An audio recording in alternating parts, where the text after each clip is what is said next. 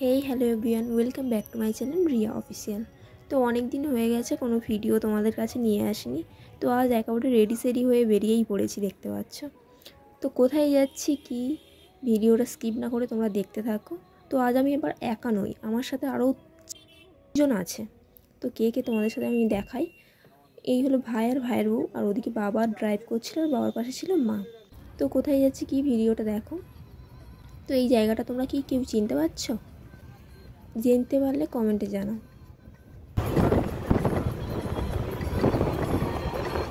হ্যাঁ, এটা হলো সায়েন্স সিটি। তো সায়েন্স সিটি না, আমরা সায়েন্স সিটিতে যাচ্ছি না, আমরা যাচ্ছি একটা অন্য জায়গায়।